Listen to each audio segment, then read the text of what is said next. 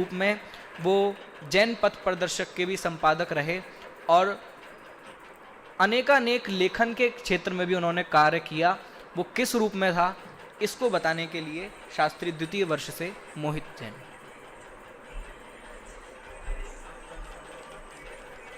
ओम नमः सिद्धेभ्यः। सभी को सादर जय जिनेंद्र। आज हम सब उस उपलक्ष्य में उपस्थित हैं जिसकी हमें उम्मीद नहीं थी कि हम ऐसे भी उपस्थित हो सकते हैं, परंतु हम सभी भाई साहब को इस रूप में जानते हैं कि वो बहुत ज्ञानी थे, चारों युग का बहुत अच्छा अध्ययन था, कर्णानी युग के विशेषज्ञ थे और उसके साथ साथ उन आधे से ज़्यादा समाज तो उनकी शैली से ही प्रभावित हो गई थी कि इतनी अच्छी शैली है कि सबको सारी बातें सहज ही समझ में आ जाती हैं। इसलिए बहुत सारी समाज तो उनसे मात्र शैली से ही जुड़ी थी, परंतु कुछ पहलू ऐसे हैं जिन्हें हम जानते ही नहीं हैं कि उनने ऐसे काम भी किए हैं। जैसे हम उन्हें मात्र प्रवचनकार के रूप में या फिर कक्षा अध्यापक के रूप में जानते हैं, परंतु उन्होंने लेखन कार्य भी किया है। इसके बारे में मुझे भी कुछ दिन पहले पता चला। मात्र एक कृति के बारे में पता था कि उन्होंने कालचक्र लिखा है जो बहुत पहले प्रकाशित हो चुकी थी, परंतु ऐसे उन्होंने 13 कृतियाँ लिखी हैं जिनमें से कुछ प्रकाशाधीन है और कालचक्र प्रकाशित हो चुकी है। और इसके अलावा जो एक समुद्घात नाम की पुस्तक है वही भी प्रकाशित ही हो रही है, कुछ दिन में वही भी हम सब के सामने आ जाएगी। तो जैसे सबसे पहले देखिए उन्होंने कालचक्र कृति लिखी जो सबसे पहले प्रकाशित हुई, तो उसके अंदर उन्होंने ऐसे वर्णन किया जैसे हम लोग जब कनिष्ठ में पढ़ते थे तो शिविर में उनने 3 लोग समझाया था। कनिष्ठ में थे जब, तो 3 लोग सबको पहले कठिन लगता था, परंतु उनने इतने अच्छे से समझाया कि अभी तक वो बहुत कुछ उसका याद है, कुछ उसके माँ भूल गए परंतु फिर भी बहुत कुछ याद है। तो ऐसे ही उनने कालचक्र लिखा है कि कालचक्र को पढ़ने से भी इतनी सरल भाषा में लिखा कि जो हम पुराणों में कालों के बारे में पढ़ते हैं उसका एक एक काल की क्या व्यवस्था होती है, कुल कर क्या होती हैं, इनमें हमें उतना अधिक समझ में नहीं आता, परंतु उनने उस किताब में इतनी सरल भाषा में समझाया कि हमें सब समझ में आ जाता है। और उसमें उनने ज़्यादातर प्रमाणों से प्रस्तुत किया है कि इस ग्रंथ में ऐसा है, इस ग्रंथ में ऐसा है। इससे हमें पता चलता है कि उनने कितना अध्ययन किया होगा।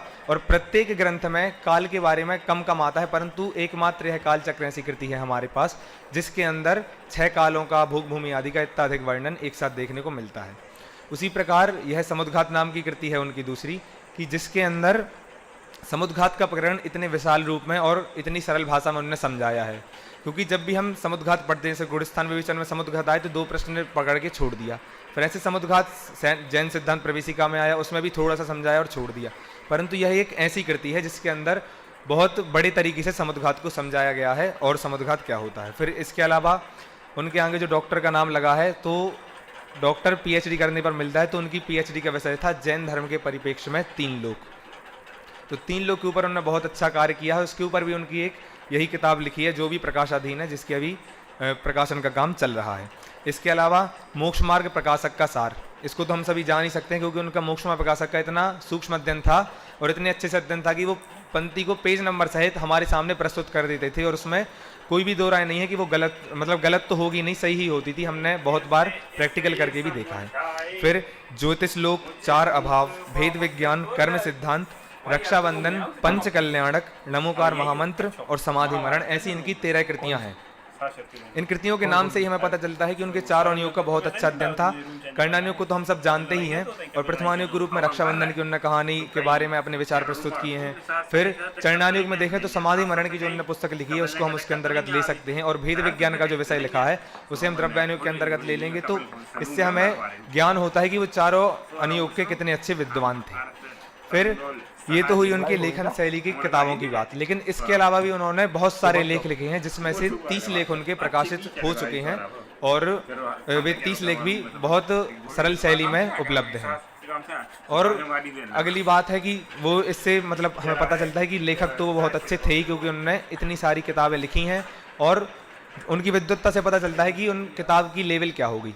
फिर इसके बाद संपादन का कार्य ऐसा होता है कि जैसे किसी व्यक्ति ने कोई पुस्तक संपादित की जिसके द्वारा संपादित हुई, तो वो सारा बोझ उसी के ऊपर आ जाता है। कैसे?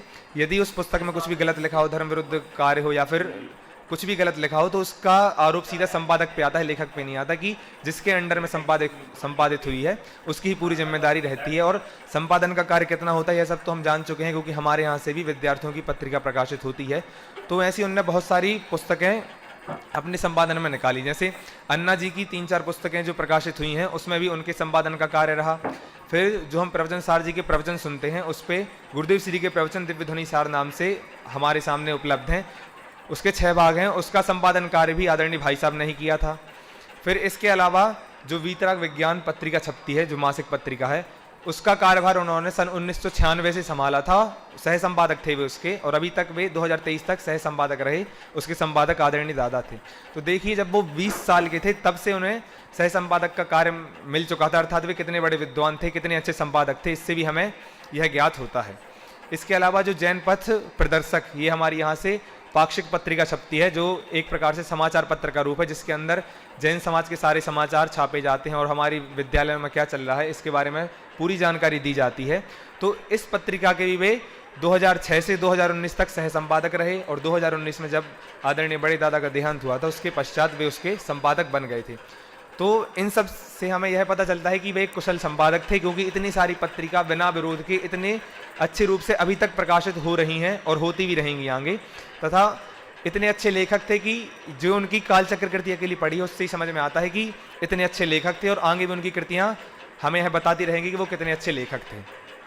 देखिए एक बार हमें कक्षा में बताया था कि व्यवस्थापक बहुत होते हैं, विचारक बहुत होते हैं और विद्वान बहुत होते हैं, लेकिन ये तीनों गुण जिसमें पाए जाए ऐसे बहुत कम व्यक्ति होते हैं। जैसे टोडरमल जी एक थे, अभी आदरणीय दादा हैं, जिन्होंने पूरे विद्यालय की व्यवस्था संभाली और हर एक हमें जैन सिद्धांत का नया नया प्रमेय देते रहते हैं। इस प्रकार विचारक हैं, और विद्वान तो आप सबको पता है कि वो कितने अच्छे विद्वान हैं।